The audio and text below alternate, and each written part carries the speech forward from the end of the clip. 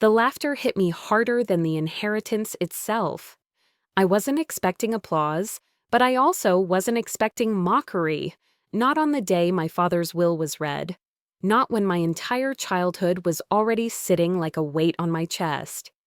But when the lawyer cleared his throat, looked down at the papers, and announced what I had been left with, a rotting barn on the far edge of the property, my step-siblings couldn't help themselves. Soft snickers, side eyes, a smirk or two, and just like that, I felt an old wound in me tear open again. My name is Maya Ellison.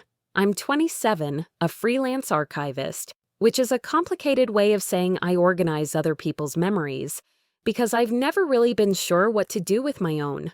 I live above a bakery, alone except for the smell of cinnamon rolls that creep under my door every morning. I've never been married, no kids, and until today, I hadn't inherited anything except the quiet disappointment people think I don't notice. The lawyer kept reading, monotone as ever. To Maya, he said, I leave the old Benson barn and all contents within. That was it. That was my legacy. Meanwhile, my step-siblings were handed houses, cars, and accounts with more zeros than I'd ever see in my lifetime. My stepsister tried to stifle a laugh, but it bubbled out anyway. A barn? She whispered, like the word itself was tragic. I didn't respond. I just stared at the table, tracing the wood grain with my eyes until the room blurred. It wasn't that I expected much. My father and we never had the kind of relationship that ends in warm hugs or heartfelt letters. But I hoped, he might leave me something that meant I mattered to him. A barn wasn't that, or at least that's what I thought. I stood up quietly before anyone could offer a pitying smile or worse, a condescending one. The lawyer looked up, concerned, but I just nodded and walked out. Outside, the wind was cool and smelled faintly of cut grass. The estate spread out around me like a postcard. Golden fields, rolling hills, the distant shimmer of the lake. My siblings would be celebrating tonight, drinking champagne in houses I wasn't welcome in, and me? I was left with a building everyone assumed was worthless. I turned toward it. Way across the property, the old barn stood crooked and half-swallowed by shadows. Even from a distance, it looked tired. But something strange happened the longer I stared at it. I couldn't look away. A feeling crept up my spine, sharp, icy, almost like the barn was looking back. I'm not superstitious. I don't believe in omens or destiny, but I believe in intuition. And my intuition was whispering in a voice I couldn't ignore. Go to it. So I walked. The grass brushed against my legs as I crossed the field. The closer I got, the colder the air felt, like stepping into a different season altogether. The barn loomed in front of me, tall and silent, its wood weathered but strangely solid. The wind nudged the door just slightly, as if inviting me inside. My hand hovered over the handle. Rust clung to the metal, staining my fingertips. For a moment, all I heard was my own heartbeat, steady, uncertain. Everyone thought this inheritance was a joke.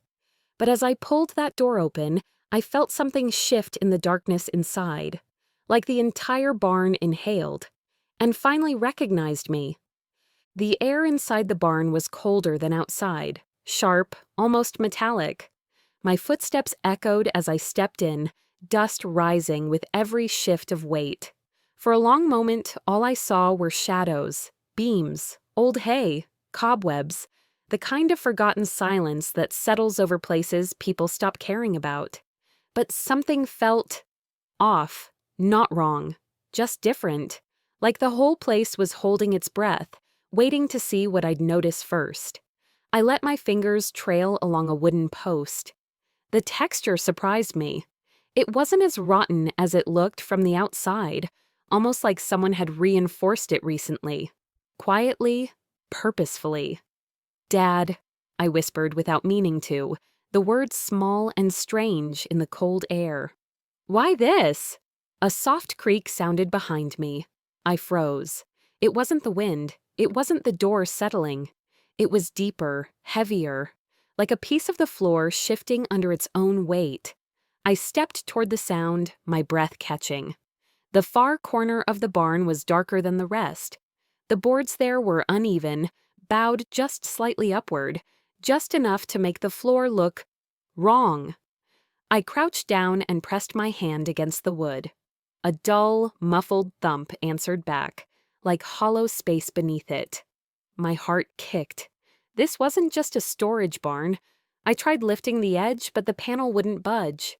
The nails were old but still stubborn, clinging to the boards like they were guarding something. That's when I noticed the rope. A frayed, dusty loop tucked between two beams near the floor, nearly invisible in the shadows. I pulled it gently, half expecting the entire barn to collapse. Instead, the floor shifted. A hidden panel rose just enough for me to get my fingers under it. My breath hitched. "What were you hiding?" I murmured. The board lifted with a groan, dust falling into the darkness below. A storage pit. No, more like a compartment. The space was small, barely large enough for a crate. I leaned closer, squinting. Inside was a wooden box, old but not ancient, maybe 20 or 30 years old. The lid was carved with initials burned into the wood, M.E. My initials, but also my father's. I swallowed hard, my throat tight. I pulled the box out. It wasn't heavy, but it felt important, the way a diary or a relic feels important even before you know what's inside. My hands shook as I lifted the lid. Inside there were two things: a bundle of letters, neatly tied with a deep red ribbon, now frayed at the ends, and a key, long, iron, old-fashioned. The kind of key that belonged in stories, not real life. A chill crept through me. I untied the ribbon carefully, the knot stiff with age. The first letter was addressed to me. "For Maya, open when you're ready to know the truth." My father's handwriting, strong, familiar, a punch straight to the chest. I didn't realize I was crying until a tear hit the page. I wiped it quickly. I wasn't ready to read yet, not when my pulse was racing so hard I could feel it in my teeth. Instead, I set the letter down and picked up the key. Cold, heavy. Its teeth were oddly shaped, almost like it belonged to something handmade. "What do you open?" I whispered. As I turned it over in my hand, something on the far wall caught my eye. A metal latch, half hidden by a hay bale. A latch that didn't belong on a barn built in the 1940s. I stood slowly, the key still in my palm. The latch was part of a door, a small one, too small for animals, too polished for storage. A door built into the wall. My pulse climbed into my throat. I approached it, each step echoing in the silent barn. The new wood around the frame stood out against the old, confirming what I already suspected. My father built this, for me, and he never told anyone. The key in my hand suddenly felt heavier, like an answer or a warning. My fingers trembled as I lifted it toward the lock. The metal clicked softly as it slid into place. I hesitated. Whatever was behind this door wasn't just a secret. It was a message, one my father meant only for me. I turned the key. The lock gave way with a soft, decisive click, and the door, slowly, swung open. Behind the hidden door was a narrow passage, dusty, silent, and swallowed in darkness. The air felt untouched, like no one had stepped inside for years, maybe decades. I hesitated on the threshold, gripping the doorframe as if the barn might shift beneath me. Part of me wanted to run, but the other part, the part that had lived a lifetime feeling like an afterthought, needed to know why my father left me this secret. I stepped inside. My footsteps sounded different in here, hollow, echoing. The walls were close, and the air thick with the faint scent of cedar and something older, something earthbound. A faint sliver of light cut through from somewhere ahead, guiding me. When I reached the end of the passage, I found another door. This one wasn't hidden, just plain. A small brass plaque was screwed into the wood, tarnished and dull. Etched into it were 2 words, Private Archive. My breath snagged in my throat. Archive, my world, my work, my language. He built this for me? My fingers wrapped around the handle, and with a soft push, the door opened into a room I never could have imagined. It was beautiful. A secret library carved out of the barn skeleton. Shelves lined every wall, each one filled with notebooks, binders, old photo albums, maps, and labeled boxes.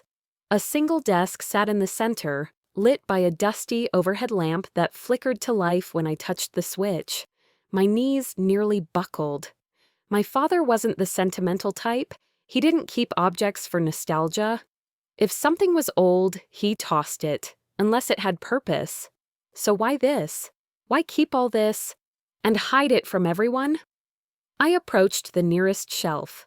A label read 1979 to 1989 Land Records. Another, Family Correspondence. Another, Restricted, Do Not Disclose. I pressed a shaking hand against the spines of the binders, feeling the weight of years he had never spoken about. And then I found it. A leather-bound journal with a small metal clasp. My father's handwriting stretched across the front. For Maya, when she's strong enough. My throat tightened painfully. I sat at the desk, the journal in my lap. My fingers brushed over the worn leather, absorbing the warmth left behind by years of being handled. Maybe by him, maybe by no one else. I unclasped it, the metal clicking softly. Inside, a letter waited. His handwriting again, looping and certain. Maya, if you are reading this, it means I failed to tell you the truth while I was alive. I did not leave you the barn out of pity. I left it to you because you are the only one who can carry what comes next. My breath shuddered. Your siblings cannot know what is hidden here. They would destroy it, or worse, sell it. I let the page fall from my fingers for a moment, forcing my heartbeat to slow. This was no sentimental message. This was a warning. I returned to the journal. Everything I spent my life protecting is in this room. The land, the business, the evidence, and the truth about our family, your grandfather, your mother, and me. My mother. I hadn't heard her mentioned in years. She died when I was young, and my father rarely spoke of her. When he did, it was brief, polite, like mentioning an acquaintance who once passed through his life. But here, he underlined her name, twice. I flipped the page. The truth was never safe in the house, not with them there. So I built this place in secret, a vault of everything they were never meant to find. My pulse thudded in my ears. He wasn't talking about heirlooms or money. He was talking about something bigger, something dangerous. I turned the page again and a folded map slipped out, drifting to the floor. I picked it up carefully. It was a layout of the entire property, every acre, every fence line, every structure. But sections were circled in red ink. One of them was the barn. Another was a spot deep in the northern woods, where no building had ever stood. A chill ran through me. What was out there? I returned to the journal. If you choose to continue, know this. The truth will change everything you think you know about our family. But you deserve to know it. You always have. I built this archive for you because you're the only one I trust to see it clearly. Dad. I pressed the journal against my chest, the weight of his words sinking into me. Trust. He trusted me, more than the others, more than anyone. I wiped a tear from my cheek, surprised by how much it stung. Then, a sound. A sharp, sudden creak from the passage behind me. I turned. Footsteps. Not mine. Someone else was in the barn. The footsteps in the passage froze me in place. Slow, heavy, getting closer. No one should have been here, not unless they followed me. The hidden door creaked, and a familiar voice slipped through the darkness like a cold draft. Maya? Claire, of course. She stepped inside the archive, eyes wide, mouth slightly open, not in awe, but calculation. Her designer boots clicked across the wooden floor like she was walking through a showroom instead of a secret room no one was supposed to know existed. "What is all this?" she demanded. "Why is there a whole library under a barn?" I swallowed, closing the journal I'd been reading. "It's private," she scoffed. "Everything Dad owned was the family's. You don't get to hide things." I stepped between her and the desk. This was left to me. Her eyes flicked to the journal. "What's that? Something valuable?" Typical Claire, less interested in what something meant, more interested in what it was worth. "You need to leave," I said quietly. She raised a brow, amused. "Relax. I followed you because you ran off crying. I didn't expect to find this." My pulse spiked. "You followed me?" "Obviously." She shrugged. "And Evan and Mitchell weren't far behind." My stomach dropped. As if summoned, two shadows filled the doorway, my stepbrothers. Evan scanned the shelves with wide eyes. Mitchell smirked like he'd found a loophole in a contract. "Damn," Mitchell said. "Dad had a whole secret room, and he didn't tell us?" "He didn't tell anyone," I snapped, "because it wasn't for you." Evan stepped forward, voice calm but firm. "Maya, be reasonable. If Dad stored anything valuable in here, we should all see it." "You already got everything," I shot back.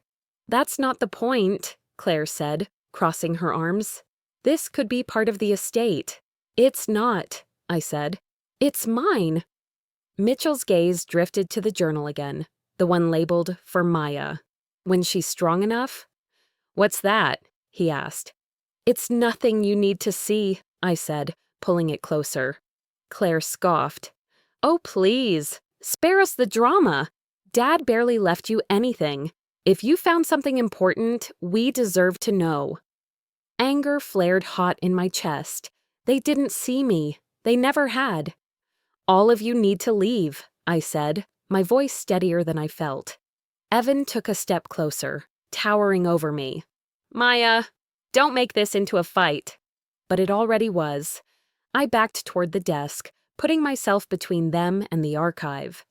"Dad trusted me with this, not you." Mitchell's jaw tightened. "Show us what's in the journal." "No." The word came out sharper than I expected. It stopped them for half a second, a half second too long. Then Mitchell lunged. He grabbed the journal off the desk, yanking it from my hands. The old leather scraped against my palm as I tried to hold on. "Hey!" I shouted, reaching for it. But he stepped back quickly, flipping it open. And that's when it happened. A deep, heavy thud erupted somewhere beneath the floor. The shelves trembled. Dust rained down from the rafters. Evan spun toward the sound. "What was that?" Claire jumped back. "Is the building collapsing?" But I knew better. The barn wasn't collapsing. Something else had been triggered. A mechanism, a latch, a warning. Something my father installed, and we had just set it off. My siblings left the barn quietly, shaken but pretending they still had control. They didn't. The second they were gone, I returned to the archive and opened the journal again. But this time, I flipped to the back. There, tucked between the pages, was another envelope. Sealed in black wax, my name carved into it. I broke it open. Inside was a confession. "Maya, I did not rebuild our family's legacy. I forged it. The documents, the land records, all of it. Your grandfather was not a thief. I was." A chill spread through me. He had faked everything. Every document, every map, every piece of evidence proving the land belonged to my mother's family. I flipped through the archive with shaking hands. And the truth hit me like ice water. The proof wasn't old, it was aged, artificially. My father had built an empire of meticulously crafted lies. He hadn't restored history, he had rewritten it, to give to me, as a weapon, as revenge against the family that had pushed me aside. And now, the burden was mine. Claire's earlier words came back like poison. Dad wasn't stable at the end. No, he wasn't. He was obsessed. I stumbled backward from the shelves, bile rising in my throat. This wasn't a legacy. This was a crime scene. A perfectly curated one, a ticking bomb with my fingerprints all over it. If I exposed my siblings, if I claimed this history, if I so much as breathed wrong, I'd be the one to fall. Because every lie in this room pointed straight at me. The journal lay open at my feet, the final line written in a trembling hand. I did it all for you. Don't let them take it back. I closed the book gently, and for the first time all day, I wished he had left me nothing.